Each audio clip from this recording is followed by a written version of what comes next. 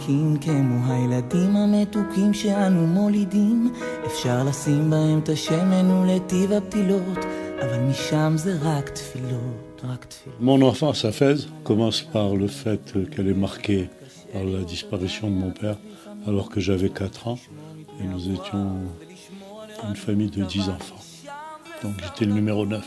À part cette domination permanente de la mort de notre père, nous avons une vie relativement très belle, avec une mère qui a fait preuve d'un courage extraordinaire, et sans le savoir, elle nous l'a transmis. Je pense que nous sommes des enfants avec une carrière et une vie très courageuse.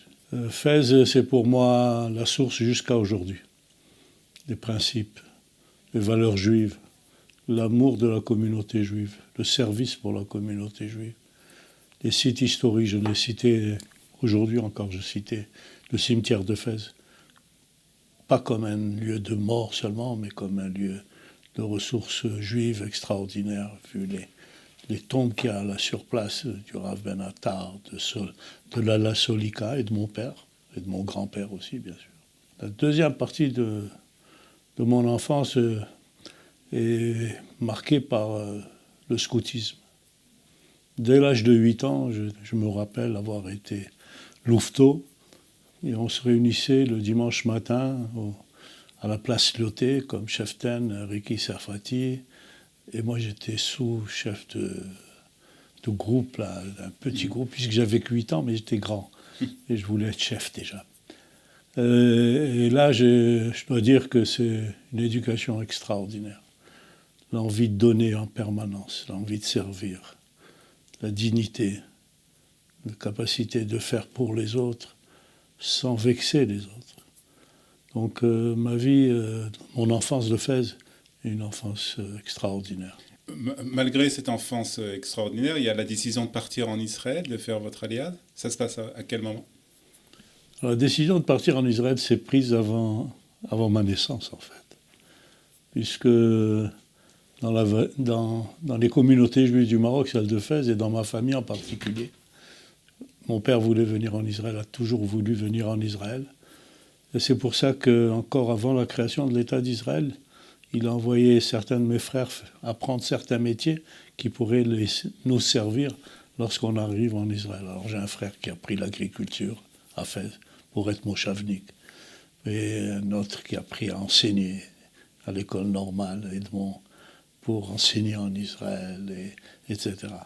Donc chacun d'entre nous se préparait pour venir. Malheureusement, avec la mort de mon père, les rabbins nous ont interdit de quitter la ville, et c'est une décision extraordinaire et courageuse de rabbins qui voyaient dans l'avenir du peuple juif et de la communauté juive l'avenir en Israël. Mais comme ma mère, comme j'ai dit, était chargée d'une famille, d'une belle famille, ils ont pensé que ça serait plus facile de la faire grandir au Maroc, à Fès et à Casablanca pour quelque temps après, que de venir en Israël. En 1965, je suis arrivé pour être kibbutznik à Hanita, et j'ai très vite compris que c'était pas mon cup of tea, là. J'ai préféré travailler à Shlomi. Mais comme on ne m'a pas laissé travailler à Shlomi, alors j'ai décidé de repartir, mais on m'a coincé. Et je suis arrivé au Machon Limadriche Chutz Laaretz, où j'ai été formé comme moniteur pour l'étranger. Alors là commence une carrière aussi bien dans l'éducation que dans le social et surtout dans l'égalité sociale. Une bataille pour la justice sociale. Et votre première grande fonction, c'est que vous êtes l'un des responsables des Shikun Shronot. Ce projet à mes yeux, ce qui m'a fait démarrer, c'est d'avoir eu le privilège et la folie à la fois à 19 ans de diriger la maison d'enfants juifs de Casablanca, le Hom Benjo. C'est une folie à mon âge d'avoir fait ça. Mais c'est ce qui a dicté ma vie. Et de là, je n'ai fait que du social. Et je n'aimais faire que du social. Même mes études n'étaient pas très sérieuses à côté de mes envies de travailler dans le social. La première grande fonction, c'était aussi, effectivement le projet du Shikun Shronot comme assistant du vice-premier ministre, professeur Yigael Yadin. Et c'est là que nous avons mis en place l'infrastructure qui a servi de servir et de développer pas toujours avec grande réussite malheureusement, mais avec un effort et un désir fou de rétablir la situation sociale de plus de 100 et quelques quartiers pauvres d'Israël. Ce travail était un travail très alléchant, qui m'a même amené à me déplacer de Jérusalem vers Beersheba. Et c'est comme ça qu'en quittant Jérusalem et que je suis arrivé à Beersheba, j'ai aidé au développement de plusieurs quartiers problématiques de la région de Beersheba. Vous allez être aussi au conseil municipal de Beersheba? Oui, c'est vrai, une petite époque, 3 ans. Mais je sentais que ce n'était pas très efficace, je m'excuse. Donc j'ai quitté le conseil municipal pour être à Genève, 3 ans, pour collecter des fonds, pour faire du shikoum shchunot, quoi, avec le plus de moyens possible.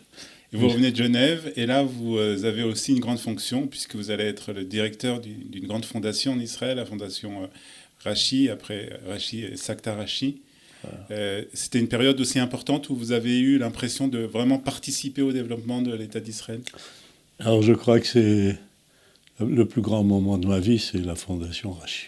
On est arrivé à moi par hasard, et quand je suis arrivé à la fondation avec 3 ou 4 employés, et quand je l'ai quitté, je l'ai laissé avec quelques milliers d'employés qui servaient la cause nationale et qui servent encore, et qui devraient servir à long terme, j'espère, les causes nationales dans le domaine social et éducatif et surtout dans la périphérie. Parce que la force d'Israël, c'est que les gens de la périphérie soient forts. Si on veut trouver de nouveaux ingénieurs, de nouveaux médecins, il faut aller les chercher dans la périphérie où il y a un savoir perdu et des capacités négligées qui peuvent constamment enrichir le pays. L'écart numéro 1 qu'il y a en Israël, c'est l'éducation. Entre les populations qui n'arrivent pas à exprimer toutes leurs capacités, qui sont dans la périphérie, et pas seulement la périphérie géographique, parce qu'elle est aussi en plein Tel Aviv.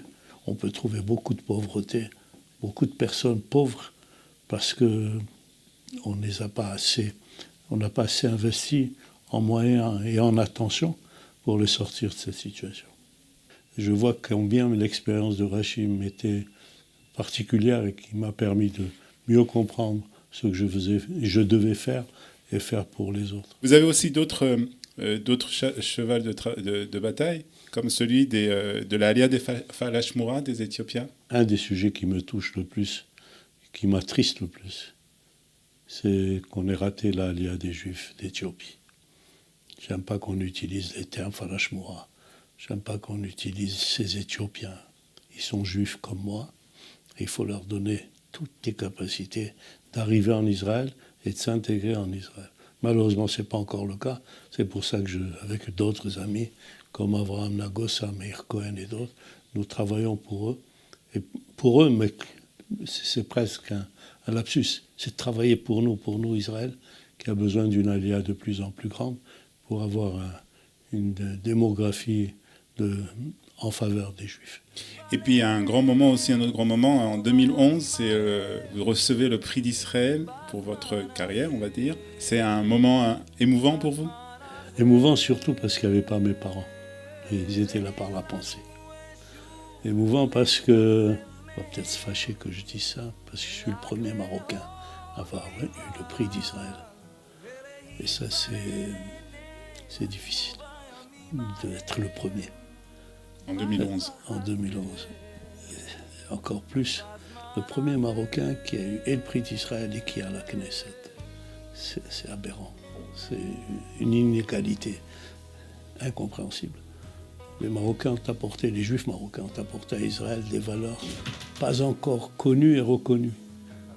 Juste aujourd'hui, j'ai fait une intervention au Parlement pour dire que arrêtez de nous dire qu'on est arrivé comme réfugiés ou on a fui. On est arrivé en Israël par choix, par décision personnelle, parce qu'on a choisi notre pays qui s'appelle Israël. Sans oublier ce qui s'est passé au Maroc, et beaucoup de belles choses se sont faites, même ailleurs. Quel est votre rêve pour Israël pour les 10 prochaines années? La paix.